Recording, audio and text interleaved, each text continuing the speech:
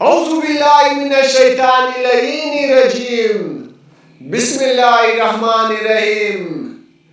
امام علی علیہ السلام نے فرمایا، بلا شبہ کچھ لوگوں نے اللہ کی عبادت جنت کی رغبت میں کی، اور یہ تاجروں کی عبادت ہے، اس میں ہرگز دلچسپی نہ لو جو تم سے دوری اختیار کرتا ہو۔ فانی اشیاء میں رغبت نہ رکھو اور فنا ہونے والی اشیاء میں سے بقا کے لیے لے لو۔ کتنی ایسی مشکلات ہیں جنہیں نرمی آسان بنا دیتی ہے۔ جو ملائمت و نرمی کو بروئی کار لاتا ہے وہ اپنے رزق میں اضافہ کرتا ہے۔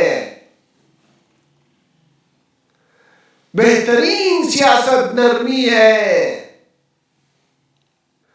بے وقوف کی سوچ بس روایت ہی تک محدود رہتی ہے، جبکہ علماء کی فکر و لگن سوچ بوجھ ہوا کرتی ہے۔ شک و شبہ کے وقت صبر ہلاکت میں کود پڑنے سے بہتر ہے، اور تمہارا کسی غیر مروی حدیث کو ترک کرنا کسی ایسی حدیث کی روایت کرنے سے بہتر ہے جس کے متعلق تمہیں پورا علم نہ ہو۔ بلا شبہ ہر حق کے ساتھ ایک حقیقت اور ہر ثواب کے ساتھ ایک نور ہوتا ہے، لہذا جو چیز کتاب اللہ کے مطابق ہو اسے اختیار کرو، اور جو کتاب اللہ کے خلاف ہو اسے چھوڑ دو۔ جب تم کوئی بات کرو تو اسے اس کی طرف منسوب کر دو جس نے تم سے وہ بات کہی ہو۔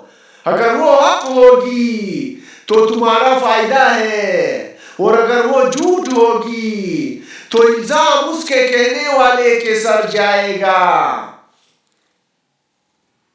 تم صرف بھروسے والی چیزوں کے ہی متعلق لوگوں کو خبر دو، ورنہ جھوٹے ہو جاؤ گے، اور اگر تم نے غیر مستحق چیزوں کے متعلق خبر دی تو یقیناً جھوٹ بے عزتی اور ذلت ہے۔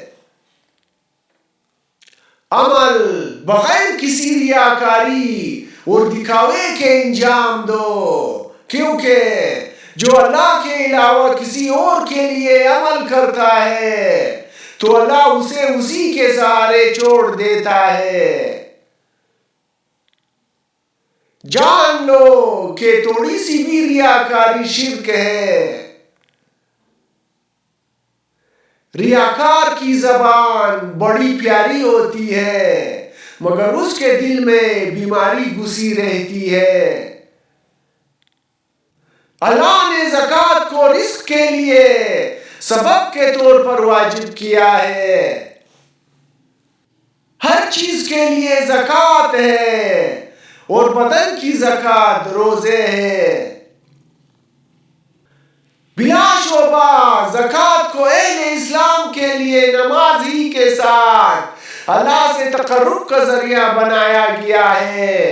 اب جو راضی خوشی زکوٰۃ دے گا تو یہ اس کے گناہوں کا کفارہ جہنم سے حجاب اور سپر بنا دی جائے گی، لہذا کوئی اسے اپنے نفس کی خواہش کی وجہ سے پیچھے نہ چھوڑے اور نہ ہی دیے ہوئے کے لیے غمزدہ ہو۔ یقیناً جو زکوٰۃ خوشی کے ساتھ ادا نہیں کرتا اور اس سے بہتر کی امید کرتا ہے وہ سنت سے جاہل اور اجر کے معاملے میں گھاٹے میں ہوتا ہے۔ ایسا شخص عمل میں گمراہ اور طویل ندامت کا مالک ہوتا ہے۔ اپنی دولت کی حفاظت زکوٰۃ کے ذریعے کرو۔ زکوٰۃ بظاہر تو مال میں کمی ہے، مگر حقیقتاً اس میں اضافہ ہے۔ جو اپنے مال کی زکات ادا کرتا ہے اس کے نفس کو حرص سے بچا لیا جاتا ہے۔